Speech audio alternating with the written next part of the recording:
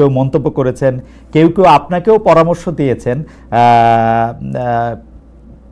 মানে এই অনুষ্ঠানটি বর্জন করার বা কঠিন প্রশ্নের মুখে আপনাকে পড়তে হবে, সেই জন্য আপনি যাতে এই অনুষ্ঠানটিতে না আসেন।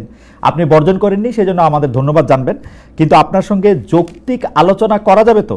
আমরা আপনাদের চিন্তা, দর্শন, রাজনীতি নিয়ে যা কিছু জানতে আমাদের আগ্রহ আছে, দর্শকদের আগ্রহ আছে, তা নিয়ে আমরা প্রশ্ন করতে পারবো তো? অবশ্যই। আপনাকে আপনাকে আপনাকে আপনাকে অনেক ধন্যবাদ। আমি প্রথমেই যে বিষয়টি আপনার সঙ্গে জানতে চাইব যে আপনাদের সঙ্গে জামায়াতে ইসলামীর রাজনৈতিক সমঝোতা, রাজনৈতিক ঐক্য, নির্বাচনী ঐক্য যখন দৃশ্যমান হতে চলেছে, তখন জামায়াতে ইসলামী নিয়ে আপনার ৪-৫ বছর আগের বক্তব্য সোশ্যাল মাধ্যমে বা ফেসবুকে বিশেষ করে ছড়িয়ে পড়েছে, যেখানে এমনও বক্তব্য আছে ইসলাম ধ্বংস করতে জামায়াতই যথেষ্ট, ক্ষমতায় এলে জামায়াত তাদের আকিদা চাপিয়ে দিতে পারে। এ নিয়েও আপনারা বিভিন্ন সময় আশঙ্কা প্রকাশ করেছেন। আমি দেখেই বলছি যে আপনি বলছেন, কোট করছি, তিন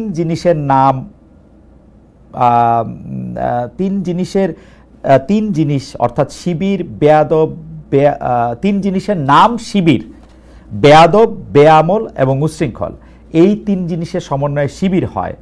এখন সমঝোতার স্বার্থে আপনারা এই ধরনের পুরনো বক্তব্যগুলিকে প্রত্যাহার করে নেবেন? আসলে জামায়াতে ইসলামের সাথে আপনাদের রাজনীতিটা কোন সুতায় গাঁথা হচ্ছে? জনাব মুফতি সৈয়দ ফজলুল করিম। আলহামদুলিল্লাহ, অনেক ধন্যবাদ, শুকরিয়া জ্ঞাপন করছি। প্রথমত আমাকে কেউ বর্জন করার জন্য বলে নেই যে আপনি এটা বর্জন করেন। আমার মেসেজ এরকম আমার কাছে আসে না। তারপরে যে প্রশ্ন করেছেন যে আমাদের বক্তব্য জামাতের ব্যাপারে, সেই ব্যাপারে এখনো আমরা যে অবস্থানে আছি না প্রত্যাখ্যান করছি, রোজাত করছি। দেখেন, জামাতও আমাদের ব্যাপারে অনেক বক্তব্য দিয়েছে। আহলে দেওবন্দের ব্যাপারে, আহলুস সুন্নাত ওয়াল জামাতের ব্যাপারে জামাতের অনেক বক্তব্য আছে। তাসাউফের ব্যাপারে জামাতের বক্তব্য আছে।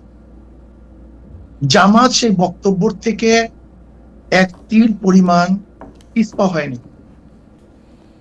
আর আমরাও বিগত দিনে যে বক্তব্য দিয়েছি এবং আমাদের মুরব্বীরা যে বক্তব্য দিয়েছেন, তার থেকে আমরা এক চুল পরিমাণ এখন পর্যন্ত আপনার সাথে কথা বলা পর্যন্ত পিছপা হয়নি।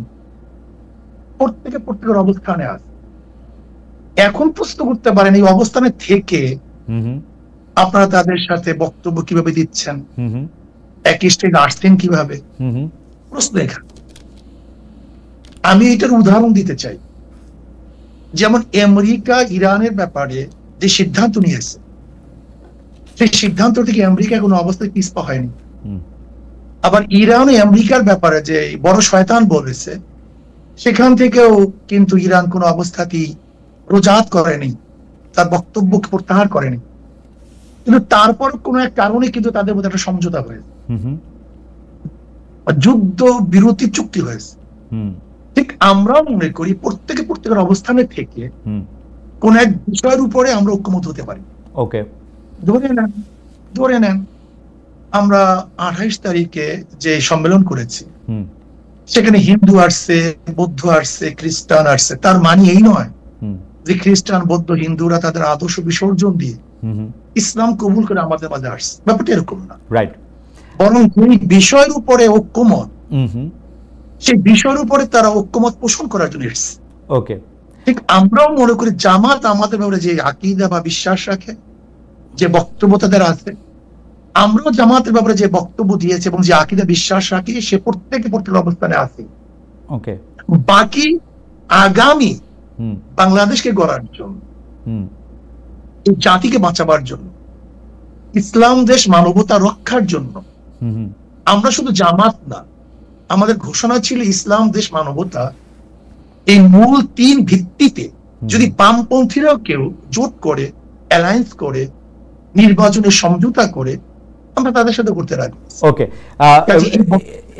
এটি পরিষ্কার। অর্থাৎ মানে আপনি খুব চমৎকার করে বলেছেন যে অর্থাৎ আমেরিকা এবং ইরান যেরকম মত ভিন্নতা থাকা সত্ত্বেও তাদের মধ্যেকার আলাপ আলোচনা এবং সমঝোতা চলছে, সেমনিভাবে ইসলামী আন্দোলন এবং জামাতে ইসলামী আলোচনায় বসছে বা তাদের পরবর্তী রাজনৈতিক কার্যক্রম এগিয়ে নিচ্ছে। কিন্তু আপনাদের ডিফারেন্সটা ঠিকই আছে, এর থেকে এক চুলো আপনারা সরে আসেন নাই।